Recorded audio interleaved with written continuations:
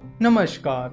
Mutual fund course के 6th episode में आपका स्वागत है। तो हम बात कर रहे थे SID that is scheme information document के बारे में। पिछले एपिसोड में हमने स्कीम इन्फॉर्मेशन डॉक्यूमेंट में जो डिटेल होती है उसके बारे में बात की थी और इस एपिसोड में हम उसे ही कंटिन्यू करेंगे। पिछले एपिसोड में हमने type of schemes, riskometer, benchmark index, SIP और lump sum investment, entry load, exit load, regular plan और डायरेक्ट प्लान और रिस्क फैक्टर्स, इन चीज़ों पर बात की थी। तो नेक्स्ट है इन्वेस्टमेंट स्ट्रेटेजीज। चलो तो देखते हैं कि इन्वेस्टमेंट स्ट्रेटेजीज कौन कौन सी होती है। तो मेनली दो स्ट्रेटेजीज होती है, वैल्यू इन्वेस्टिंग और ग्रोथ इन्वेस्टिंग।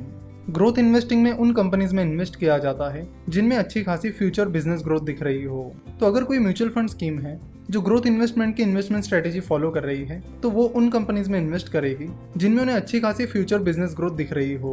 वही दूसरी स्ट्रेटेजी है वैल्यू इन्वेस्टिंग की, जो कि काफी पॉपुलर है। वैल्यू इन्वेस्टिंग को मिस्टर बेंजामिन ग्राहम ने डेवलप किया था। मिस्टर बेंजामिन ग्राहम जाने माने stock market investor mister Warren Buffett के मेंटोर थे। वैल्यू इन्वेस्टिंग में उन कंपनीज में इन्वेस्ट किया जाता है जिनकी प्राइस उनके एक्चुअल वैल्यू से कम होती है।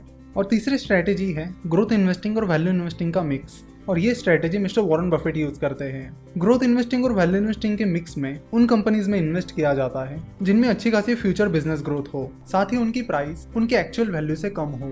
यानी उस कंपनी में अच्छी खासी फ्यूचर बिजनेस ग्रोथ भी हो, साथ ही वो कंपनी अंडर वैल्यूड भी हो। अगर इन्वेस्टमेंट अप्रोच की बात की जाए तो दो तरह के इन्वेस्टमेंट अप्रोचेस होते हैं, टॉप डाउन अप्रोच और bottom up approach. Top down approach में टॉप से देखा जाता है, यानी पहले इकोनॉमी को देखा जाता है, उस इंडस्ट्री को देखा जाता है। अगर लगता है कि वो इकोनॉमी या इंडस्ट्री अच्छा परफॉर्म कर सकती है तो उसके बाद उस इंडस्ट्री की कंपनीज को देखा जाता है और उस इंडस्ट्री में फिर जो कंपनी बेस्ट है उसे चुना जाता है। यानी टॉप डाउन अप्रोच में पहले इकोनॉमी और इंडस्ट्री को देखा जाता है और फिर कंपनी को देखा जाता है। वही बॉटम अप अप्रोच में नीचे से शुरुआत की जाती है, यानी पहले कंपनी को देखा जाता है और उसके बाद उस इंडस्ट्री को देखा जाता है। तो चलो देखते हैं कि SBI ब्लू चिप फंड की इन्वेस्टमेंट स्ट्रेटेजी क्या है। तो यहाँ पर आप देख सकते हो कि the scheme follows a blend of growth and value style of investing, यानी SBI blue chip fund growth और वैल्यू इन्वेस्टिंग का मिक्स फॉलो करते हैं। देन आगे लिखा है कि the scheme will follow a combination of top down and bottom up approach to stock picking and choose companies across sectors, यानी यहाँ पर कंपनी टॉप डाउन और बॉटम अप दोनों का कॉम्बिनेशन अप्लाई करेगी।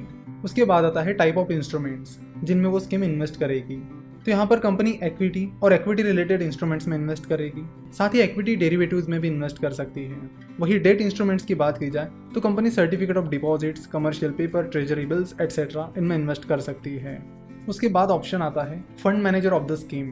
तो यहाँ पर आपको फंड मैनेजर की डिटेल मिल जाएगी। तो SBI ब्लू चिप फंड की फंड मैनेजर है मिस सोहिनी अंदानी, जिनकी एज है 48 ईयर्स और वो इस फंड को 2010 से मैनेज कर रही है, यानी पिछले 8-9 सालों से मैनेज कर रही है। यहाँ पर आपको उनका एजुकेशनल क्वालिफिकेशन भी देखने मिलेगा। तो मिस सोहिनी अंदानी ने BCom और CA किया है। अगर उनके एक्सपीरियंस की बात की जाए तो वो भी आपको यहाँ पढ़ने मिलेगा कि उनको 24 ईयर्स का एक्सपीरियंस है। तो उनको फाइनेंशियल सर्विसेज में 24 ईयर्स का एक्सपीरियंस है। SBI ब्लू चिप फंड के अलावा मिस सोहिनी अंदानी SBI magnum mid cap fund और SBI banking and financial services fund manage कर रही है। उसके बाद आता है past performance of the scheme. तो यहाँ पर आप SBI ब्लू चिप फंड का पास्ट परफॉर्मेंस चेक कर सकते हो कि SBI ब्लू चिप फंड ने कैसे परफॉर्म किया है। साथ ही आप यहाँ पर SBI ब्लू चिप फंड की परफॉर्मेंस को उसके बेंचमार्क यानी S&P BSE 100 इंडेक्स TRI से कंपेयर भी कर सकते हो। उसके बाद यहाँ पर आप देख सकते हो टॉप 10 होल्डिंग्स, यानी SBI ब्लू चिप फंड की टॉप 10 होल्डिंग्स कौन सी है। यहाँ पर आप देख सकते हो कि HDFC bank, ITC, Larsen and Toubro, ICICI bank, HDFC limited, state bank of India, Infosys, Nestle India, Reliance industries और UPL, ये SBI ब्लू चिप फंड की टॉप 10 होल्डिंग्स है। उसके बाद आप यहाँ नीचे सेक्टर एलोकेशन देख सकते हो कि कौन से सेक्टर में SBI ब्लू चिप फंड कितना % इन्वेस्ट कर रहा है। तो SBI ब्लू चिप फंड ज्यादातर फाइनेंशियल सर्विसेज सेक्टर में इन्वेस्ट कर रहा है। अपने नेट एसेट का 38.61% फंड वो फाइनेंशियल सर्विसेज कंपनीज में इन्वेस्ट कर रहे हैं। उसके बाद कंज्यूमर गुड्स में, एनर्जी, IT, ऑटोमोबाइल, इन जैसी कई सारी इंडस्ट्रीज में वो इन्वेस्ट कर रहे हैं। SID में एक और इम्पोर्टेंट चीज आपको मिलती है जिसका नाम है expense ratio. Mutual fund company आपका फंड मैनेज करने के बदले में कुछ फीस चार्ज करती है और ये फी एक्सपेंस रेशो में इंक्लूड होती है। अगर किसी म्यूचुअल फंड स्कीम का एक्सपेंस रेशो 2% है तो उसका मतलब है कि आपकी जितनी टोटल इन्वेस्टमेंट है उसका 2% सालाना वो म्यूचुअल फंड कंपनी आपसे चार्ज करेगी। याद रखना कि एक्सपेंस रेशो आपके रिटर्न्स पर नहीं बल्कि आपकी टोटल इन्वेस्टमेंट पर चार्ज किया जाता है, इसलिए म्यूचुअल फंड में इन्वेस्ट करते वक्त एक्सपेंस रेशो पर भी आपकी नजर होनी चाहिए।